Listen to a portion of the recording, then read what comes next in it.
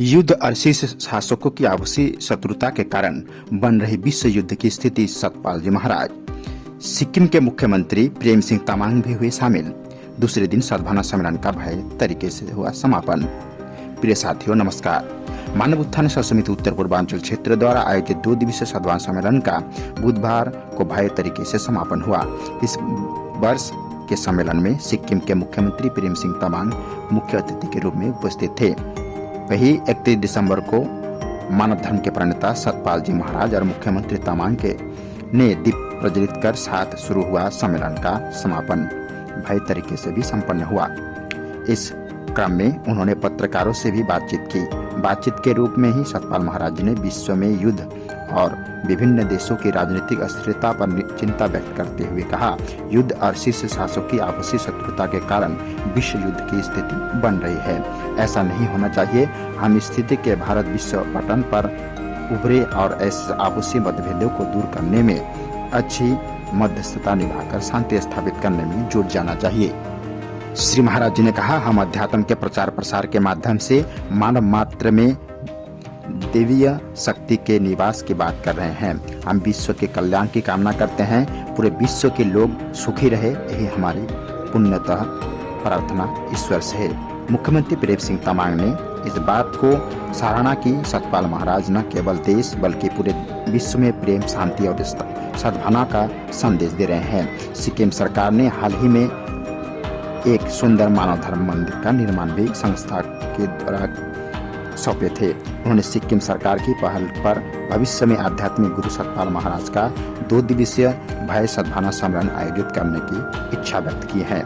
वही सतपाल महाराज ने भी सिक्किम के मुख्यमंत्री के मैत्रीपूर्ण सहयोग के लिए आभार व्यक्त किया और कामना की कि भविष्य में सिक्किम उत्तरोत्तर प्रगति करेगा।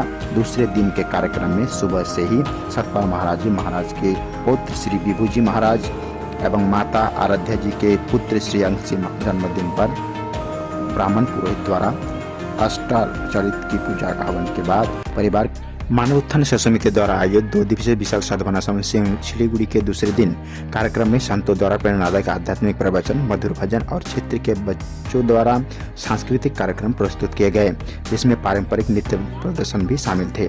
श्री महाराज जी ने अपने संदेश में कहा कि दुनिया में अगणित नाम है, लेकिन हमें ईश्वर के नाम को समझना चाहिए, जिसका उल्लेख हमारे सभी शास्त्रों में किया गया है।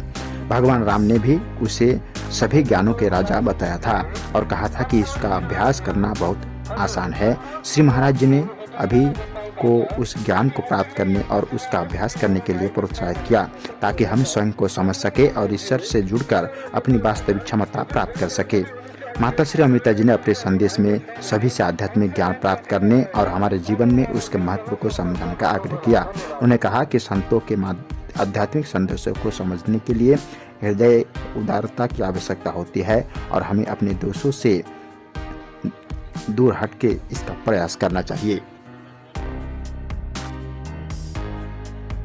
प्रिय साथियों, श्रद्धालुओं ने श्री सतपाल जी महाराज, माता श्री अमृता जी, श्री विभू जी महाराज, माता श्री आराध्य जी, सुरेश जी महाराज, माता मोहिना जी आदि के दर्शन, सत्संग, प्रवचनों से लाभ उठाया। कार्यक्रम के दौरान हरिद्वार साहिब प्रमुख संत महात्माओं ने भी, खासकर महात्मा हरिसंतोषानंद, महात्मा चमेलीबाई जी समेत कई अन्य संतों के सत्संग प्रवचन के माध्यम से माहौल भक्तिमय हो गया। संगीतकार के नेतृत्व में व्यक्ति संगीत के सर्वश्रेष्ठ कलाकारों ने नेपाली, हिंदी, सादरी, बांग्ला, भूटानी भाषाओं में सुंदर भजनों के साथ साथ बच्चों के द्वारा विभिन्न भाषाओं में संगीत, नाटक और नृत्य प्रस्तुत किए गए।